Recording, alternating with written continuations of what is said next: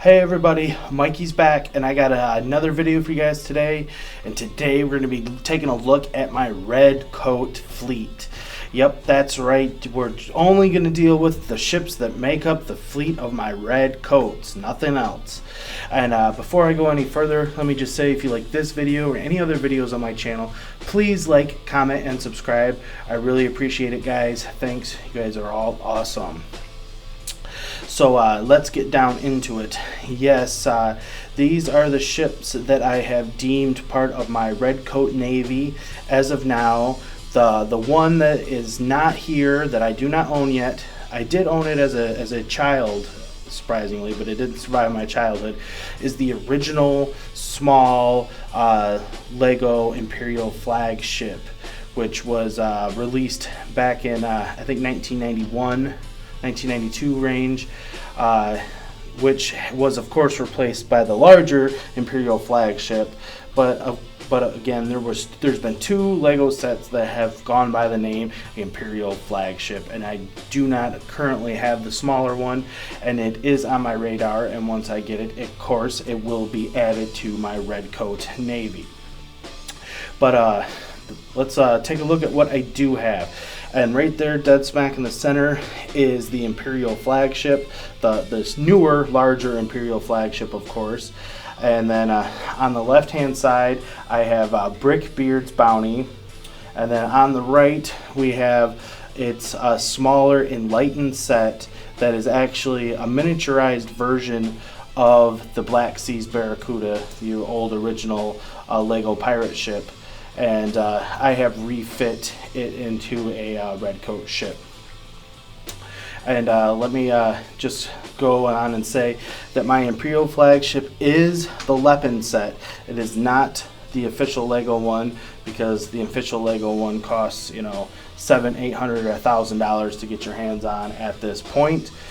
And then, you know, my BrickBeard's Bounty, that is a Lego ship. And then of course the one on the right, that is actually an Enlighten set. So of these three, only one of them is technically actually a Lego ship. But without further ado, let's get down into it, shall we? And so here I decided to start with BrickBeard's Bounty, which I have renamed this one the Ark Royal, because I didn't believe a name with bounty in it seemed appropriate for a red coat ship. Now, before I go any further, let me just say that I always like to put all my minifigures that belong in a military, like these guys are all in a Navy. I always put them in a rank. So you can, just by looking at it, you can get a kind of an idea of who's in charge and so on and so forth. Like, he is my captain of this ship, and you can tell because he has either yellow or gold epaulettes or epaulets. I can never pronounce that properly. And then he's got this kind of style hat, and then he's got this feather here, which means he is definitely the captain of this ship. And then over here, that is my second in command, and you can see he's dressed very similar to him, except he has on a nicer jacket. He has a commanding style jacket, where he has this other one. He has the more traditional, style, the same as him. I know you can't really tell from my camera angle here, but they have the same torso. And then, of course, his hat does not have the feather in it. So he's actually the first officer of this ship, where he is the captain.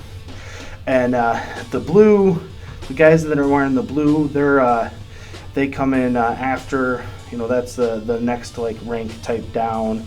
And I usually put them in positions of either steering the ship, or, as in this guy's case, he's up in the crow's nest. So they don't rank quite as high as those wearing the yellow, but they're not the bottom of the totem pole, which that would be these guys down here. As you can see, they don't have any. They haven't earn their stripes, so to say. And so that gives you a basic idea of who's in charge, just by looking at the minifigures. But as for the ship itself, yes, this is actually the second biggest ship in my red coat fleet. Obviously the Imperial Flagship is larger, but it's a pretty. This is actually a pretty fearsome, second, biggest ship for any fleet to have, and the reason being, as you can see, it is loaded with 4 cannons down in there, and then it has another one up here. So it's a 5 cannon and all ship, which is larger. This actually has more cannons in it than my Blue Coat Flagship, which is saying something. So I guess you want to say my Red Coats are a little bit more, their navy is a little bit stronger than my Blue Coats, perhaps.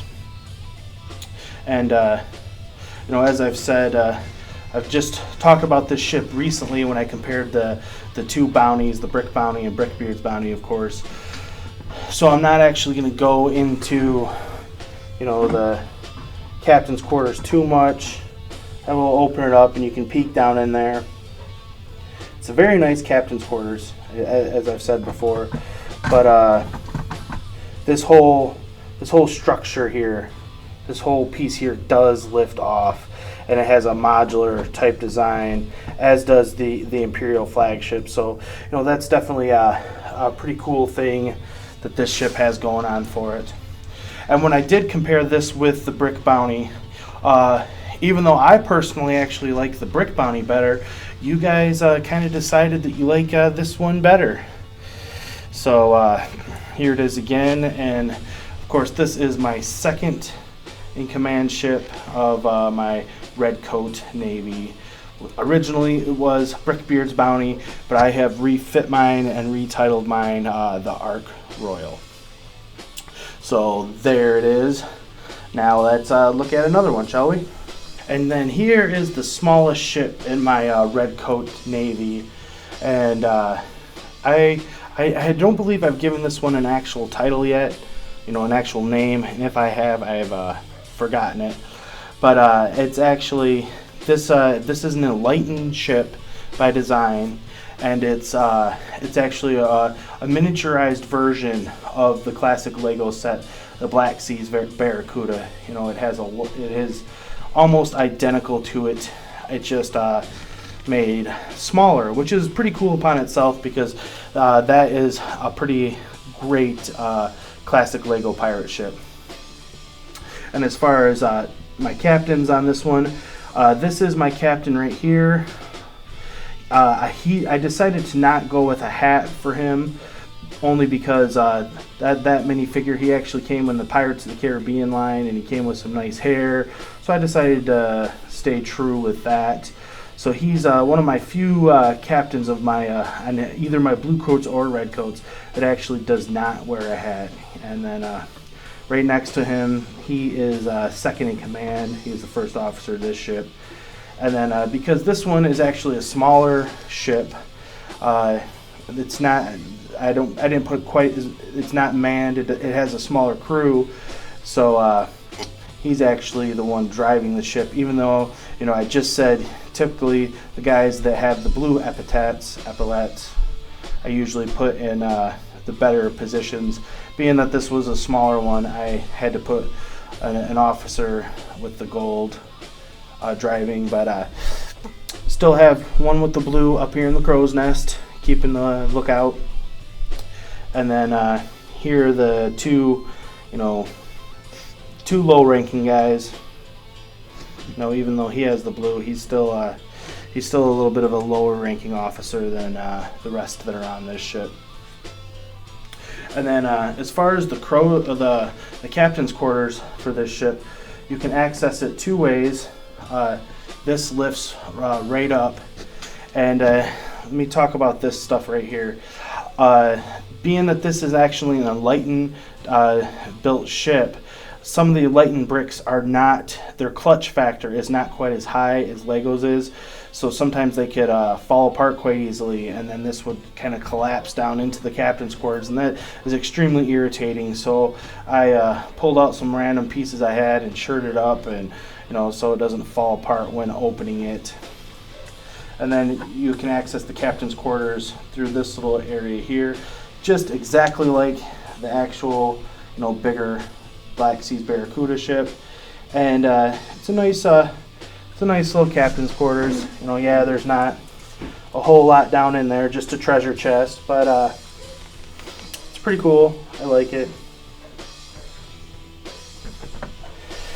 And since I shored up that platform there, it actually works quite nicely now. Very smooth. Give you the old 360 tour of it. Very, very nice ship. Which, if anybody's interested in Enlighten ships, I do recommend them for those that are trying to build up a pirate ship fleet on a budget. And these are the original sails that the ship came with, and it had this like brownish, like gold type thing going on here in the stripes. And then right here it was actually white.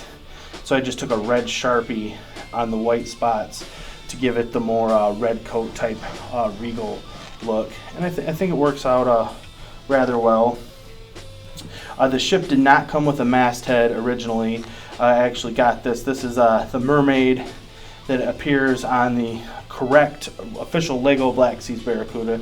So I decided to stay with that and put her back up on front as the masthead of this little redcoat ship. So there she is, and of course she's only got two cannons, so she's only a 2-gun ship. So clearly she's smaller in size and in firepower than some of the other ones. So now let's take a look at the big bad voodoo daddy, the Imperial Flagship. And then here we are with this just behemoth of a ship, the Imperial Flagship. And it is just a beautiful, beautiful set, beautiful, beautiful ship, and is just huge. The only ship that is actually bigger than this one now is, of course, the Silent Mary. But this is bigger than every other one in my collection, and pretty much every one you're going to be able to find online anywhere. Yes, mine is actually the Leppen version. It is not the Lego version. Like most of you, I could not afford the price tag that the official Lego version of this one is asking for these days. But what I did do is these are actual real official Imperial Flagship sails. So if you do get the Leppen version of this or any of these ships, I do recommend going and get the real sails.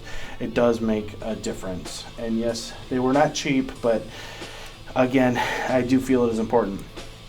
And then my captain is, of course, the original red coat admiral.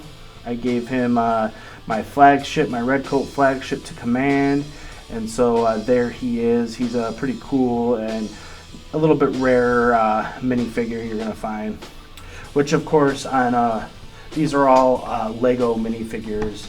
I do not like to keep the Leppen or Enlighten minifigures in and around a lot of my sets, so these are all Lego minifigures you will see. And as you can see, here's my first officer, and then as I said before, I usually put the guys in blue, usually steering and in the crow's nest.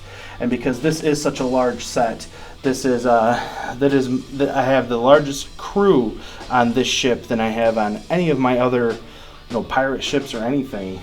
You can see I got 3 up there, 4, 5, 6, 7 that you can see, and then some even more that you can't, which we will get to that in a moment. Now let's just do a quick little 360 tour of this thing. Here is the rear of the ship. Very, very cool. Very, very elegant set. Very well designed. I'm a big fan of this ship.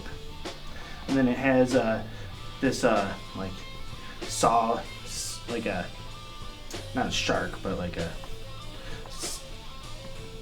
swordfish or something. There's the word. Swordfish as its masthead, which is unique and different. I like that.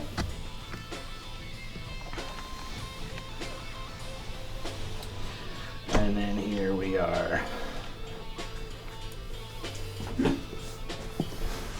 And yes, these crates do open up. The minifigures are standing on them, so it's have to move them all, but they do open up. Now let's take a look at the captain's quarters. This can lift right off there. And there's down the captain's quarters, and as I've said in other videos, this is still the nicest captain's quarters out of anyone in any Lego ship to date. It is absolutely stunning with the organ and everything in there. There's a chest and a table, map. It's got a sextant, and very, very cool attention to detail went on into the captain's quarters of this set. And then I'm going to try to do this all one-handed for you guys so you can see how easily it can be done. Take that right off like that. Take that right off. And then here we are down in the lower deck. And as you can see, I got 4 more officers down in the lower deck. And of course, there is 8 cannons in total in this ship. So it's fully decked out. It has a brig right here. It has a kitchen, and this ship actually, I have a chef in it. So as you can see, as I said before, there is a lot of minifigures on this ship, which rightfully so because it is so large. And I'll put like so.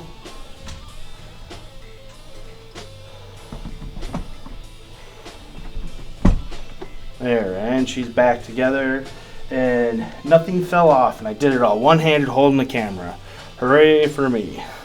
So now let's put it back in the lineup, and I'll finish up with my final thoughts. And then here we are. And as I said before, yes, I am missing the smaller, Imperial Flagship. So I do want to get that and add to my collection here. It's actually number 2 on my which ships to buy next rank, with number 1 being the Caribbean Clipper, the old blue coat ship that I want to add to my blue coat fleet ever so much. But so those 2 ships will probably be the next ones you see me getting here on Mikey J Productions, because I get asked about this ship and that ship a lot, and like everybody else, I would love to have every single one, but you have to rank them in order of importance, and so those are the next 2 on my personal list.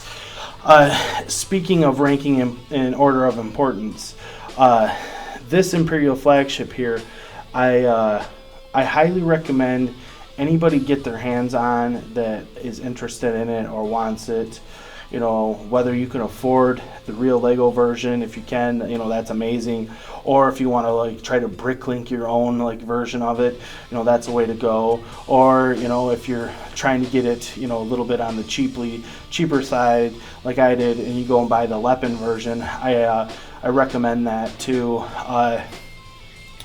I'm not saying it's necessarily my favorite. I probably would say I like the Silent Mary a little bit more than the Imperial Flagship, if I'm honest with you guys. But having said that, I would recommend going and getting this one. If you can only get one right now, if you can only afford one, go get this as opposed to the Silent Mary, because the Silent Mary is a new ship. It's going to be around for at least a year, probably 2. So it's not like you're in a big hurry to get it. Where that ship right there, I do not know how easily it will be to get your hands on it as we go forward. And you will not be disappointed that you got it. It's an amazing, amazing, beautiful ship. So I highly recommend you go and get this set while you can. The other 2 here in my fleet, I don't believe they'll be as difficult to try to get. You know, yes, BrickBeard's Bounty, being that it is a retired set, that one will be a little bit more challenging to get as well.